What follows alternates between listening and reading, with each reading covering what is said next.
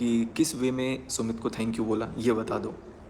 मैंने सोचा कि चलो आज क्लियर कर देता हूँ, आज बता देता हूँ, क्योंकि बहुत सारे लोग ना कुछ अलग-अलग मिसअंडरस्टैंडिंग भी मन में बना के रखे हुए हैं। देखो सारी चीज़ें जब बातें होती हैं ना, तो सारी बातों को सामने होना चाहिए, बट किसी कारण से मैं बोल नहीं रहा था। और कई बार क्या होता है ना कि जब आप थोड़े डिस्टर्ब्ड होते हो, थोड़े परेशान होते हो, तो आपको समझ में भी नहीं आता कि आप क्या बोल रहे हो, किसकी ज़ुबान बोल रहे हो, कौन क्या चीज़ कैसे मैनिपुलेट रही थी। तो मैंने उस दिन परिवार में सबको कॉन्टैक्ट करने की कोशिश की, लेकिन किसी ने फ़ोन वोन नहीं उठाया या किसी से बात नहीं हो पाई। तो फिर मेरे पास लास्ट में आया कि नहीं, इसका जो फियांसी है, मैं बात तो नहीं करना चाहता था, लेकिन फिर मैं बोल दे रहा हूँ क्योंकि बहुत सारे कन्फ्यूज़न हैं, बहुत सारी कमेंट्स भी हैं।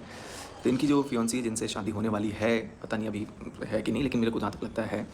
तो उनकी भी अच्छाइयाँ आपको दिखनी चाहिए, कुछ बातें आपको दिखनी चाहिए जो मैं आपको आज बताऊँगा। पहली बात कि मैं कोई भी चीज़ सोशल मीडिया पे लेकर के नहीं आता, नहीं लेकर के आता। मैं बहुत परेशान था। मैं इतना परेशान था कि मैं सामने वाले को फ़ोन करके बोला कि यार अब मैं शायद नहीं रहूँगा, क्योंकि मेरे पास कोई और था नहीं जिससे मैं बात करूँ, कुछ बोलूँ, कुछ चीज़ें डिस्कस करूँ। तो मैंने सामने वाले इंसान को चुना और उसको कॉल किया कि यार, क्योंकि मेरी बात पहले भी हुई है उनसे, तो नंबर वगैरह था मेरे पास। तो मैंने बोला कि चलो एक बार मैं इससे बात कर लेता हूँ, क्योंकि इससे बोलना या उससे बोलना या उनके परिवार में किसी से बोलना बात बराबर है। तो अगर मैं इनको बोलता हूँ, अगर मैं इसको सारी चीज़ें बताता हूँ, तो शायद ये मेरे पेन को समझे और चीज़ों को सॉर्ट आउट कराए। और हुआ भी कुछ ऐसा है, वो मेरी बातों को समझ रहा था, सुन रहा था। और उसके बाद उन्होंने, जो सुमित है, उसने अपना आइडिया देना शुरू किया। और उसने मेरे को बोला कि यार तुम क्यों शांत बैठे हो, तुम एक्सपोज़ करो, तुम व्लॉग डालो, एक्सपोज़ करो उसको जिसका ये फियांसी है। तो मेरे दिमाग में आया कि यार ये सही बोल रहा है। ऐसा लग रहा है कि मुझे शांत नहीं रहना चाहिए, मुझे सोशल मीडिया पे लाना चाहिए, क्योंकि वो मेरे को जब बातें हो रही थी ना, तो उसने मेरे को बोला कि यार नहीं, बातों को मत छुपाओ, ये सारी बातों को एक्सपोज़ करो, उसको सामने से लेकर के आओ, जो भी बातें हैं, जो भी मन में चीज़ें हैं, वो सारी बातें बोलो। तो मेरे अंदर हिम्मत बढ़नी शुरू हुई।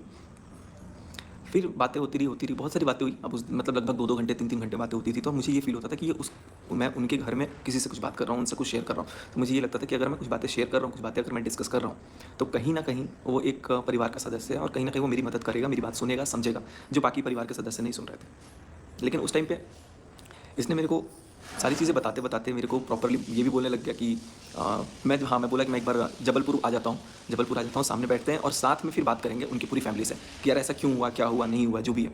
तो उसने बोला कि यार ऐसे जाऊँ, मैं सामने तो नहीं रहूँगा, लेकिन तुम कम से कम मार्केट में आग तो लगाओ, क्योंकि मार्केट में आग लगाने के लिए उन्होंने बोला। और उसके बाद 4 लोग हम लेके जाएँगे, 4 लोग लेके तुम आना, फिर भोपाल में बैठ के आमने-सामने बातें करेंगे, डिस्कस करेंगे। ये सारी चीज़ें मेरे को बताई गई। चूँकि अब देखो, मैं बोल ही सकता हूँ। अब मेरे को जो चीज़ें बोली गई हैं वो मैं बोल सकता हूँ। लगभग 2-2 घंटे, 3-3 घंटे जब भी बात होती थी, काफ़ी लंबी होती थी और दिन में अच्छी खासी बातचीत हो जाती थी। कई बार तो एक-एक दिन में 4-4 घंटे भी बात हुई, 5 घंटे भी बात हुई। जब मैं हैदराबाद था तब भी, हैदराबाद से आया उसके बाद भी। फिर अचानक से एकदम से ना रवैया समझ नहीं आया। समझ नहीं आया मतलब अभी पिछले कुछ दिनों से। तो फिर मुझे भी लगा कि यार कि क्या ही चल रहा है, कुछ गेम तो नहीं चल रहा है। लेकिन उस टाइम पे माइंड इतना ज़्यादा परेशान था कि मुझे चाहिए थी कोई सलाह कि भाई मैं क्या करूँ, चीज़ों को कैसे लाऊँ। लेकिन जो सलाह मुझे मिली थी कि सोशल मीडिया पे एक्सपोज़ करो, उसमें कहीं न कहीं मेरी इमेज तो जा ही रही थी, सामने वाले की भी जा रही थी। बट एक्सपोज़ मैं शायद कभी नहीं करता अगर वो इंसान मुझे ये नहीं बोलता कि तुम ब्लॉग्स डालो, एक्सपोज़ करो, मार्केट में आग लगाओ या जो भी है। तो मन के अंदर मेरे कुछ ये नहीं था। लेकिन सामने वाले को मैंने इसलिए थैंक यू बोला क्योंकि उसने मेरे को उस समय सही सलाह सोच करके वो चीज़ें बताई थी, जो आज मुझे वाक़ई में बताऊँ, आज मुझे गलत लग रहा है कि वो मैंने गलत बंदे से सलाह ले लिया शायद। क्यों गलत लग रहा है? क्योंकि इतना सब कुछ सोशल मीडिया पे होने के बाद हेलो जी।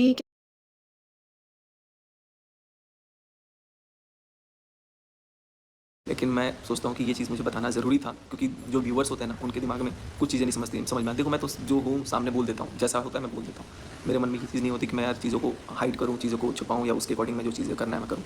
बट दिमाग में था कि नहीं, मुझे जवाब देना है। 2 दिन से 3 दिन से चल रहा था, लोग कमेंट कर रहे थे। फिर मैं कहीं न कहीं जवाब नहीं दे पा रहा था, मैं बोल नहीं पा रहा था। बट मैंने सोचा कि नहीं यार, कब तक? मैं 2 दिन से यही घुट रहा हूँ। दिमाग में चल रहा है कि अकेले घूम रहा हूँ, फिर रहा हूँ। फिर माइंड को स्टेबलाइज़ किया कि नहीं, सचिन लाइफ़ तो तेरी ख़राब कर रहे हैं ये लोग या कर भी दिए। बट सामने वाला अपने आप को इतना, मतलब वो बात करना तक बंद कर दिया यार। फ़ोन भी उठाना ये हो गया। ये साथ मतलब मुझे ये समझ में आया जब मैंने अभी थोड़े दिन पहले फ़ोन किया। थोड़े दिन पहले क्या, कल ही किया था शायद, या परसों किया था। तो मैंने सोचा कि यार चलो जो भी है, क्योंकि शुरू से उसने एक तरह से मेरा साथ ही दिया था। बट फिर मुझे रियलाइज़ हुआ, फिर मेरे को नॉक किया सारी चीज़ कि यार एक्सपोज़ करने के लिए बात इसने करी, सामने लाने की बात इसने करी, यहाँ तक कि कसम भी खाई कि ये जो भी है शादी-वादी को लेकर के कि नहीं होगा। उसके बाद भी सारी चीज़ें बातें हुई। तो फिर कहीं न कहीं दिमाग में ये था कि मेरे साथ शायद ये प्लान करके मेरे को साइड करके या जो भी है डिफ़ेम भी किया गया या जो चीज़ें की गई मेरे साथ, तो मुझे कहीं न कहीं बुरा लगा। फिर मैंने अपने आप को समझाया कि सोशल मीडिया पे चीज़ें नहीं लाए होते अगर, या कम से कम जो बातें थी वही बोली होती, जो जोड़ के मिर्च मसाला लगा करके ऐड ऑन करके बोल दिया गया, वो अगर नहीं बोला होता तो शायद चीज़ें और भी नॉर्मल होती। लेकिन कहते हैं ना कि जब भलाई का टाइम नहीं होता तो भला करना भी नहीं चाहिए। जो हुआ देखो, मुझे उस वक्त के हिसाब से लगता था कि मेरे साथ सही हो रहा है, लेकिन बाद में मुझे समझ में आया कि नहीं, ये सब कुछ अभी भी आप मुझे पता नहीं कि क्या समझ आ रहा है। आप लोग कमेंट में बताना कि आपको क्या लग रहा है, ठीक है? और मैं यही बोलूँगा कि सोशल मीडिया पे एक्सपोज़ करना चाहिए था कि नहीं करना चाहिए था, चीज़ों को ओपनली लाना चाहिए था कि नहीं, क्योंकि किसी न किसी की इसमें बदनामी तो हो रही थी। किसी न किसी की क्या, दोनों, हम दोनों की बदनामी हुई। और वो सोशल मीडिया पे उस तरीके से आया, मैं खुद से नहीं लेकर के आया, मुझे प्रोवोक किया गया, मुझे बोला गया। 1 बार नहीं, 2 बार नहीं, 1 मिनट नहीं, 2 मिनट नहीं, पूरे 2-3 घंटे तक मुझे काउंसलिंग करके समझा करके बोला गया कि लाओ, लाओ, तुम मार्केट में आग लगाओ, ऐसी-ऐसी बातें बोलो। तो सारी चीज़ें मैंने बोला, झूठ भी बोला, लेकिन अंदर ही अंदर वो चीज़ें मेरे को कहीं न कहीं खाई जा रही हैं कि यार तुमने ऐसा क्यों किया? पहले तो सोशल मीडिया पे नहीं लाना था, मेरा दिमाग ही काम नहीं किया उस टाइम। और उस टाइम पे जब दिमाग काम नहीं किया तो कुछ समझ में नहीं आया कि क्या चीज़ें हो रही थी। तो यही सारी चीज़ें हैं जो कहीं न कहीं अंदर से ना मन को खरोच रही है, मन को परेशान कर रही है, क्योंकि बहुत सारी चीज़ें देखो, जो कहीं न कहीं अंदर से ना मन को खरोच रही है, मन को परेशान कर रही है, क्योंकि बहुत सारी चीज़ें देखो, जब आप कोई चीज़ करते हो तो आप बोलो, जब आप कोई चीज़ नहीं करते हो तो चीज़ों को बिगाड़ने के लिए बोलते हो। और उस समय दिमाग कुछ ऐसा ही था कि चीज़ों को बिगाड़ने के लिए, लेकिन अभी दिमाग थोड़ा स्टेबल हो रहा है, तो मैंने सोचा कि नहीं, ऐसे कैसे मैं किसी को वो कर दूँ। बात वही है कि मेरी आदत उतनी रिकॉर्डिंग वगैरह की नहीं है, तो मैं कुछ बोल नहीं सकता। लेकिन जो बातें हैं सो मैं आज क्लियर कट सामने रख दे रहा हूँ, और अब किसी को बुरा लगे, किसी को अच्छा लगे, मैं कुछ नहीं कह सकता। बट क्या बोल सकता हूँ, इतना ही बोलूँगा कि मेरे साथ, मेरे को लगता है अब फ़ील होता है कि शायद गलत हुआ।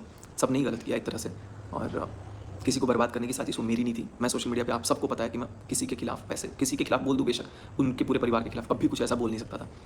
तो कहीं न कहीं मुझे वो उनके परिवार का सदस्य ही लगता था, और मुझे ऐसा लगा कि जब ये इतना खास बंदा ही मेरे को बोल रहा है एक्सपोज़ करो, जब इतना स्पेशल ही बंदा है, फियांसी ही है अगली का, और वही बोलता है कि एक्सपोज़ करो, तो मेरी हिम्मत बढ़ गई। मेरे को लगा कि नहीं, मुझे बोलना चाहिए।